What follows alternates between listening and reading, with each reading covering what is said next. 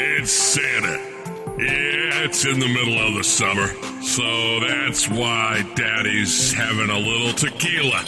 That's right, Santa Claus is a little drunk. So what? Anywho, broadcasting from their garage in California and Nebraska, the same dudes who brought you the holiday lighting think tank. Sorry. You're listening to the Professional Triers.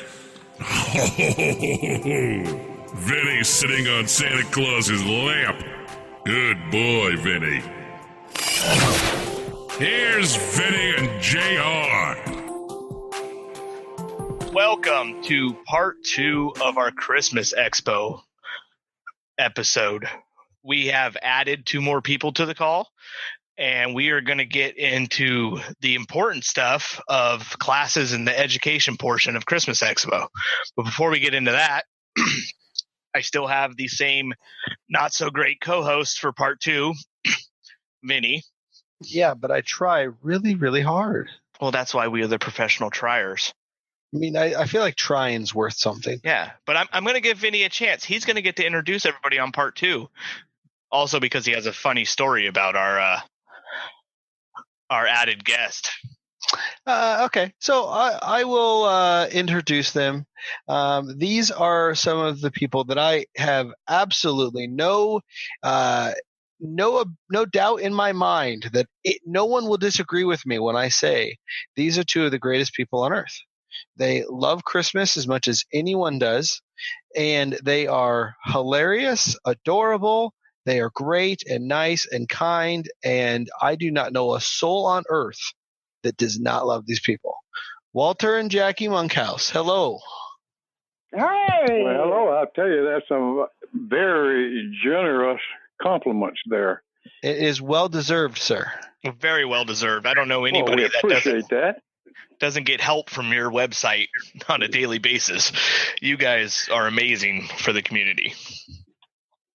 Thank you. Yes.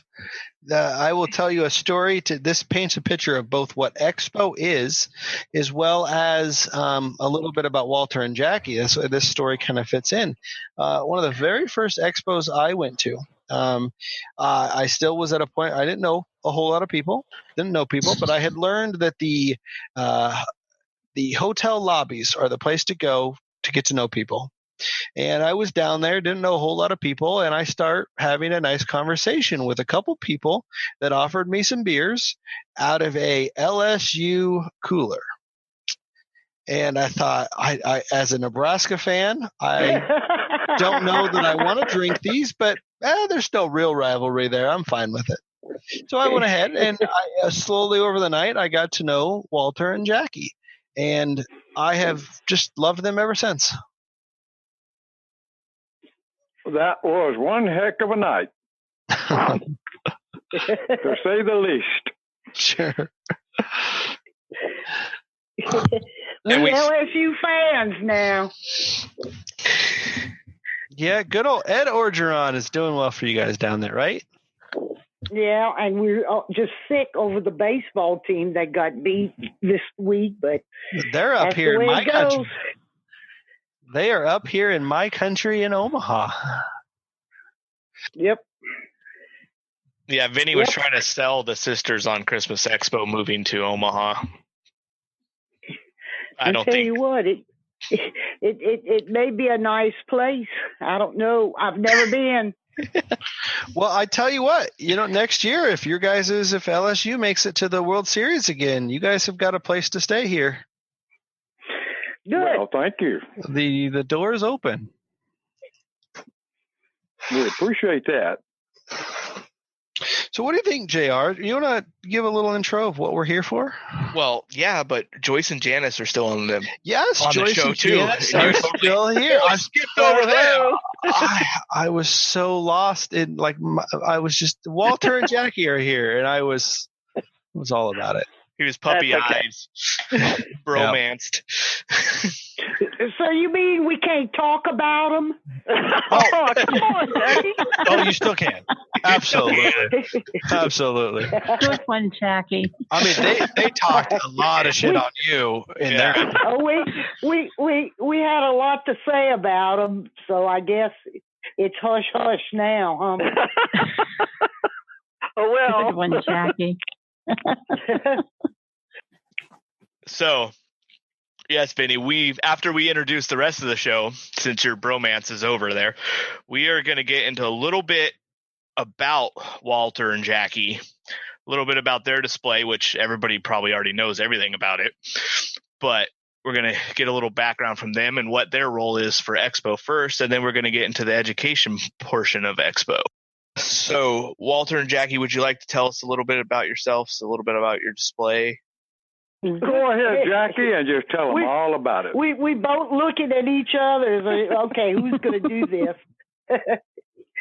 Well, I've been having a display for, over 40 years, and then met Walter, and once we married, everything just escalated on the display, and we became animated way back in 2002 or 2003 with the first software that was out named Dasher by Drew Hickman.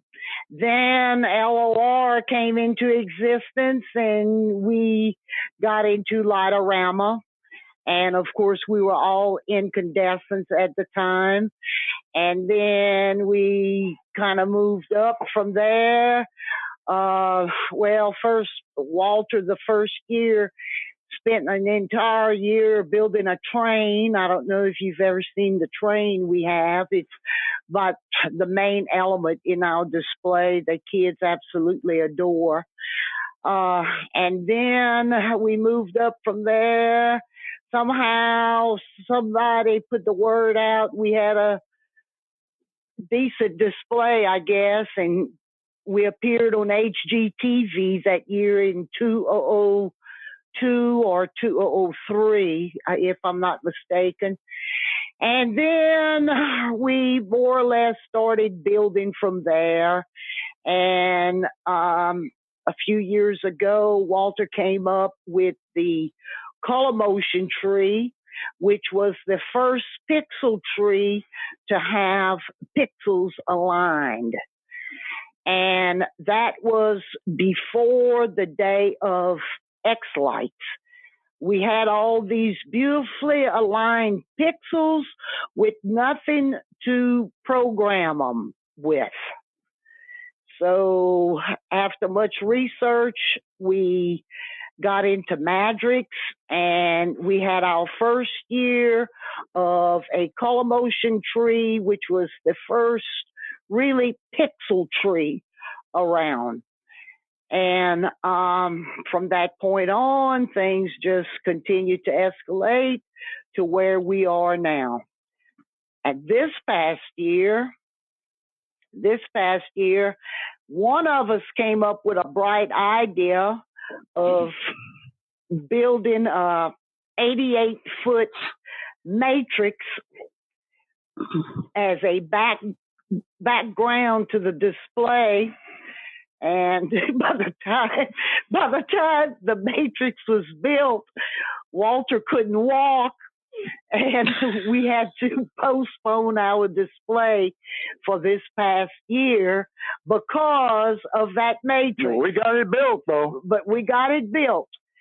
So we plan to continue from where we left off and pick up the pieces from there. But let me take it from here. I can go back here a lot further than where Jackie started. I can go. I saw my first real RGB stuff in 1967. I don't know if y'all knew it. RGB was around at that time. But I was minding my own business, trying to get a college degree, and Uncle Sam wanted me more than I guess I wanted a degree. And so I ended up in the Army, and I ended up over in Vietnam, of all places. Well, I was assigned to gunship platoon, and I did a lot of night flying on an armed helicopter, and we were shooting back and forth at each other. And I want to tell you, one of the most beautiful sights in the world are tracers coming up. They were back there. They were red and they were green. There wasn't any blue. The only blue was when they blew a hole in your helicopter. But that was my first experience with RGB. And although it was extremely hazardous, it was beautiful. A lot of irony there. But I will never forget how beautiful that was. Now, someday somebody's going to come up with some lights like that. Well, sure enough, they did. Okay, I survived that experience. And I got hooked into another experience when I saw Jackie's lights. Oh, they were awesome. They were awesome. But they were static, and they weren't very high up in the air. And I began to look at that and say, somebody could do something with that. They just, look, she was a good catch. So I proceeded for that catch. I went. So we got hooked up to a common interest there. And but before Dasher, we had built our own automation. It was very, very expensive and intricate, accurate timers, accurate to 1/10 of a second. Can you imagine a timer that's accurate to 1/10 of a second? So that was our first automated display. We could blink and make lights. We couldn't dim them, but we could turn them off, and we were blinky flashy. And let me tell you what, we had all of 20 channels. And these timers were on boards that were about 12 feet long. And it took hours and hours and hours to sequence them because you had to use a screwdriver sitting there and you barely turn the little timer element there. But it worked. And then came the more modern stuff as time went on. And our display grew and grew, and then we got into the pixelitis situation, and that is where we're at this particular point now. That is so cool. That is amazing. And as you guys can already tell from listening to this episode, we absolutely have to have these two on again to talk both about them, talk about the history of Christmas lights. I mean, there is just heavenly amounts of information that we can and want to talk to you two about. But to stay focused on this episode's particular topic, we're going to talk a little bit about Expo now. And so, Walter and Jackie, tell us a little bit about what your particular role is with Christmas Expo. Well, actually, we assist in recruitment of instructors, and we assist in deciding on what class subject matter is pertinent at the time and what people would be interested in. Take it from there, Jackie, and give your point on it. Well, at this point, when you're working, that's why I was hoping Janice and Joyce wouldn't be on, but I'm going to tell you anyway.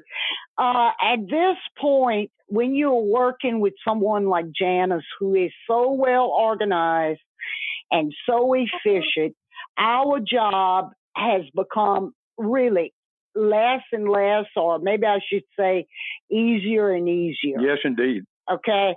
I can remember the day when we were on the phone recruiting people, trying to find people in certain topics or areas and, trying to recruit them. And now Janice does most of this.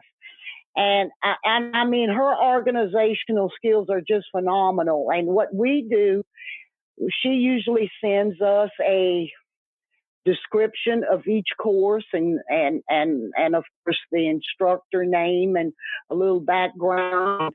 Most of the time we know the people, and we sort of, I guess you could say yay or nay to the topic and the subject matter, in other words. Now that's along with Mark Zembruski also, who has just tremendous input here. We keep up with the forums